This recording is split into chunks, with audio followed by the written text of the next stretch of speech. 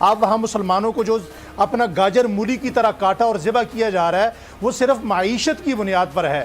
تو ہم پوری دنیا کے اندر آج اگر ان کا معاشی بائیکاٹ کریں, ان جتنی پروڈکٹ ہیں, ایک طرف میں فلسطینیوں کا رونا روتا ہوں, روزانہ میں ان کی بات کرتا ہوں, کہتا ہوں جناب ان کے ساتھ بڑا ظلم ہو گیا, اور دوسرا میرے گھر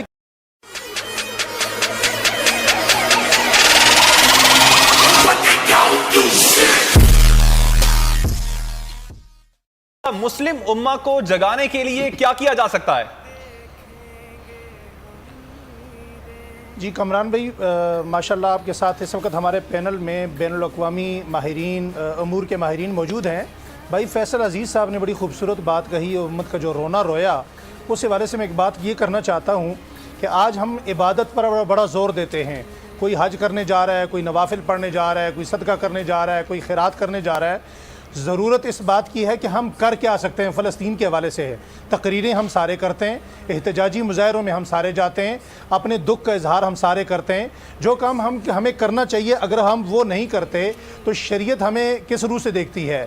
میں یہ نہیں جانتا کہ یہاں بین الاقوامی امور کے جو ماہرین آپ کے ساتھ بیٹھے ہیں یا بھائی فیصل عزیز صاحب بیٹھے ہیں وہ اس حوالے سے کیا کہیں گے. میں اتنا ضرور کہنا چاہتا ہوں آپ کے اس پینل کے توسط سے, پروگرام کے توسط سے, کہ جہاں تک آواز پہنچ رہی ہے اور آپ بھی اس آواز کو حصہ بنائیں اپنا, اور پوری دنیا میں یہ آواز جانی چاہیے کہ مسلم ممالک ہمارے جتنے بھی ہیں وہ کم از کم اتنا تو کر سکتے ہیں. یہ ہم جانتے ہیں کہ آج معاشی جنگ ہے, اور اسرائیل جو وہاں فلسطینیوں کو آج مار رہا ہے, وہاں قتل عام ہو رہا ہے, بچوں کا ہو رہا ہے, خواتین کو ہو رہا ہے. آپ وہاں مسلمانوں کو جو اپنا گاجر مولی کی طرح کاٹا اور ذبح کیا جا رہا ہے وہ صرف معیشت کی بنیاد پر ہے.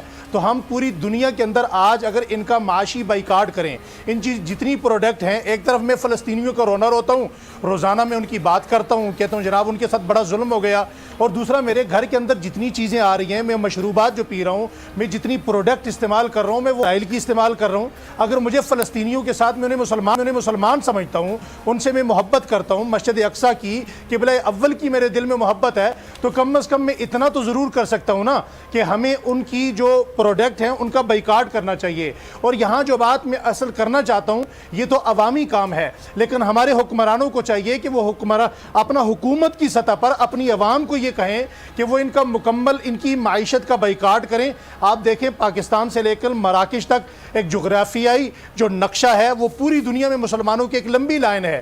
اگر ہم 2 دن تک ان کا ناطقہ بند کر دیں معاشی طور پر, یہ فلسطین کے اندر جتنا ظلم ہو رہا ہے 1 دن کے اندر اسے روکنے پر مجبور ہو جائیں گے.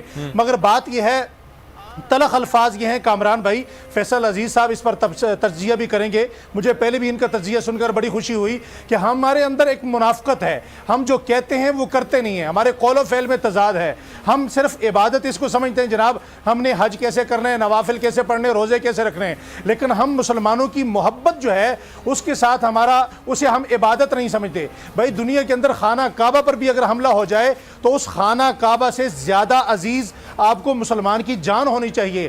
نبی کریم صلی اللہ علیہ وسلم نے خانہ کعبہ کو مخاطب کر کے کہا, اے خانہ کعبہ تو مجھے بڑا عزیز ہے, لیکن تجھ سے کہیں کروڑ درجے زیادہ عزیز مسلمان کا خون ہے, مسلمان کی عزت ہے, مسلمان کی آبرو ہے. اگر آج ہم سچے دل سے واقعتاً مخلص ہیں تو ہمیں مسلمانوں کو پوری دنیا کے اندر جتنے مسلمان ہیں یا آج غیر مسلم وہ جو اظہار یکجہتی کر رہے ہیں فلسطین کے ساتھ, مسلمانوں کے ساتھ, قبلہ اول کے ساتھ, ہمیں ان کا مکمل معاشی طور پر بائیکاٹ کرنا چاہیے. معاشی طور پر بائیکاٹ کرنے کی ضرورت ہے. مفتی صاحب آپ کا پوائنٹ آ گیا, آپ ہمارے ساتھ رہیے گا. یہی پوائنٹ میں فیصل صاحب آپ کے سامنے رکھنا چاہوں گا, معیشت کا بائیکاٹ کیا جا سکتا ہے اسرائیل کی. دیکھیں جب میں پہلے گفتگو کر رہا تھا میں نے کوئی 7-8 پوائنٹ اس کے اوپر پیش کیے تھے کہ پاکستان سمیت جو مسلم امہ ہے اور اس کے اندر جو عرب کنٹریز ہیں ان کے نقطہ نظر میں بہت فرق ہے. یورپینز جو ہیں وہ اس کو ہیومن رائٹس کے طور پر دیکھ رہے ہیں, امریکن پالیسی کچھ ہے, ان کے سینیٹرز کے اندر گفتگو اور کچھ ہو رہی ہے. سینیریو فلسطین کا نیا نہیں ہے, اسٹریٹجیز ہم بناتے ہیں, عمل درآمد نہیں ہو پاتا, لابنگ ہماری ویک ہے, غصہ ہمیں زیادہ ہے, چیزیں بکھری ہوئی ہیں. اسرائیلی مصنوعات کے اوپر پابندی عائد کرنا, کیا OIC یا کوئی بھی فورم ایسا 6-8 ہم تو دیکھتے ہیں نا کہ ہمارے پارلیمنٹ میں 2 گروپ بن جاتے ہیں, الگ جا کے بیٹھ جاتے ہیں, کہ OIC کے اندر بھی کوئی گروپ بن سکتا ہے, وہ یہ فیصلہ کر سکتا ہے. UAE کا رویہ, سعودی عرب کا رویہ, قطر کا رویہ, عمان کا رویہ بالکل الگ ہے. بالکل الگ. اور بھی بہت سارے کنٹریز ہیں خاموش ہیں. یہ جو تڑپ رہے ہیں یہ چند کنٹریز ہیں, اس میں بھی تڑپ جو ہے وہ ٹویٹر تک ہے, ٹویٹر تک اور ایک دو دوروں تک. وہ تڑپ جو ہے وہ باہر اس طرح سے نہیں آ رہی. آپ معاشی طور پر مضبوط نہیں ہوتے, آپ کچھ نہیں کر پاتے. 21 سینچری میں یہ چیز ہر جگہ پہ لکھی ہوئی ہے. لابنگ ایڈوکیسی کے مراحل کے اندر بھی آپ اس طرح کامیاب نہیں ہو سکتے. تو جو محبت کا اظہار ہے, جو عقیدت کا اظہار ہے, جو فلسطینیوں سے, فلسطین سے محبت کا اظہار ہے, وہ تو ہو رہا ہے, لیکن عملی طور پر کوئی چیز راستہ آگے نہیں ہے. کیا مسلم امہ یہ فیصلہ کر سکتی ہے, اس میں عرب ممالک کو بھی شامل کر لیں, یہ بھی کر لیں کہ متفقہ طور پر اسرائیلی اشیاء کی خرید و فروخت پہ اپنے اپنے ممالک پہ پابندی عائد کر دے؟ سب سے پہلی چیز ہے. اب وہ ڈرتے ہیں, گھبراتے ہیں, وہ آگے بڑھیں, پچھلے ایک سال کے اندر بہت سارے آگے بڑھے تو ممکن نہیں نظر آتا, لیکن یہ ایک بڑی چیز ہے جس پہ کیمپین چل رہی ہے. سفارتی تعلقات کو محدود کر سکتی ہے, ختم کر سکتی ہے, اسرائیلی طیاروں کے اوپر پابندی عائد کر سکتی ہے, ان کے اسرائیلیوں کو اپنے ملک میں آنے سے روک سکتی ہے, جو ہیں ان کو واپس بھیج سکتی ہے. کیا اسرائیلیوں کو اپنے اپنے ممالک میں بھیجنے کے ساتھ ساتھ ان کے اوپر لانگ ٹرم, شارٹ ٹرم کوئی پابندی عائد کر سکتی ہے؟ کیا مسلم امہ متفقہ طور پر امریکہ سے مطالبہ کر سکتی ہے کہ ہیومن رائٹس کی بنیاد کے اوپر آپ فوری طور پر اقوام متحدہ کے اندر جو بار بار ویٹو کر دیتے ہیں یہ رائٹ استعمال نہ کریں, بلکہ سب کے ساتھ کھڑے ہیں اور اسرائیل کو روکیں, درخواست نہ کریں, فون کال پہ درخواست نہ کریں؟ بائیڈن صاحب, آپ کیا مسلم امہ پریشر ڈال سکتی ہے؟ کیا سعودی عرب, UAE یہ سب مل کے پریشر ڈال سکتے ہیں؟ کیا ایسا ہو سکتا ہے؟ کیا یہ ہو سکتا ہے کہ مسلم امہ کے ساتھ پاکستان سمیت جو مسلم امہ کی ریاستیں ہیں یہ بیٹھ کر طے کریں اسٹیپ 1, اسٹیپ 2, اسٹیپ 3, اسٹیپ 4 نہیں ہو رہا ہے, کیا اسٹریٹجی بنائیں کہ کیا ہم اسرائیل پر حملہ کرنے کی تیاری کر سکتے ہیں؟ کیا مسلم امہ یہ طے کر سکتی ہے 4-4, 5-5 ہزار کلومیٹر کے جو میزائل بنائے ہوئے ہیں کیا یہ کبھی چلیں گے؟ آپ نہ چلائیں, لیکن کیا اس فیز میں آ کے آپ میٹنگ کر سکتے ہیں؟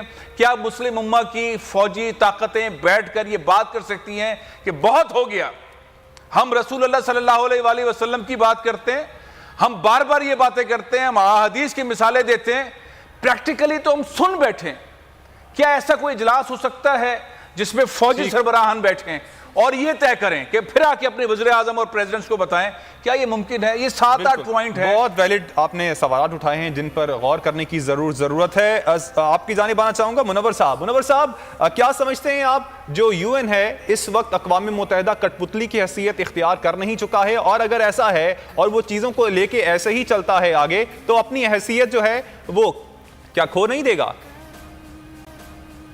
یہ آپ نے بالکل صحیح فرمایا. دیکھیں جی, OIC کی بھی کوئی حیثیت نہیں ہے اور اب اقوام متحدہ بھی اسی طرف گامزن ہے. فرینکلی اسپیکنگ, فیصل صاحب نے بڑا اچھا ڈسکرائب کیا یہ سچویشن, جو گریم سچویشن ہے وہ صرف مسلم امہ کی نہیں ہے, اس وقت انٹرنیشنل کمیونٹی کی بھی وہی ہے. کم از کم مسلم امہ اگر چیزوں کا بائیکاٹ نہیں کر سکتی, یونائٹڈ نیشنز میں ان کے پاس اتنی سے نہیں ہے کہ وہ ایک یونیفائیڈ ریزولوشن اگینسٹ اسرائیل کو اڈاپٹ کریں, حالانکہ پہلے بھی کافی ریزولوشنز آئی ہیں, ہوا کچھ بھی نہیں ہے, لیکن کم از کم ایک کامن نیریٹو تو ڈیولپ کر سکتے ہیں. ویسٹ ٹریٹی آف ویسٹفیلیا 1648 میں جو سسٹم آپ نے ڈیولپ کیا, نیشن اسٹیٹ سسٹم کا جو رولز اینڈ لاز آپ نے ڈیولپ کیے, اس کی پامالی اس وقت اسرائیل اور انڈیا کر رہا ہے. مثال کے طور پہ انلیگل ڈیٹینشن کا سوال اگر آپ اٹھا کے دیکھیں, یونائٹڈ نیشنز کی آرٹیکل جو 5 اور 9 ہے جو اس کی خلاف ورزی ہے universal declaration of human rights کی. وہ کس نے بنایا یونیورسل ڈکلیریشن رائٹس؟ ساری اقوام نے مل کے بنایا. ٹارچر کو اٹھا کے دیکھیں جی, وہ بین ہو رہا ہے کہ آپ فزیکل ٹارچر اور سائیکولوجیکل ٹارچر نہیں کر سکتے, لیکن اس کے باوجود آپ اٹھا کے دیکھیں جو اسرائیل کی 99 تک انہوں نے اس ٹارچر کو انہوں نے لیگلائز قرار دیا. سپریم کورٹ کی انہوں نے کہا آپ کا پوائنٹ ہے. Sorry I have to cut you short, مجھے کلوزنگ کا کہا جا رہا ہے. منور حسین صاحب آپ نے وقت دیا, آپ کا بہت شکریہ. علی سرور صاحب آپ کے وقت کا بہت شکریہ. مفتی ابو محمد. نمسکار دوستوں, یہ تھی پاکستان میڈیا کی ایک اور مزیدار ویڈیو. دوستوں, آپ کو پتہ ہی ہوگا کہ اسرائیل اور فلسطین وواد میں پاکستان ایڑی چوٹی کا زور لگا رہا ہے اور پاکستان میڈیا اس کو اور بڑا چڑھا کے بتاتا ہے. اب پاکستان مولانا بتا رہے ہیں کہ کیسے ہم اسرائیل کو پرست کر سکتے ہیں, اسرائیل کیسے مسلمانوں کو گاجر مولی کی طرح کاٹ رہا ہے. وہ بولتے ہیں کہ اسرائیل کے پروڈکٹس کا بہشکار کرو. چلو چھوڑو دوستوں, ویڈیو اچھی لگی ہو تو لائک کریں, شیئر کریں, کمنٹ کریں, اور ایسی ویڈیو آگے دیکھنے کے لیے ہمارے چینل کو سبسکرائب ضرور کریں. دھنیہ واد.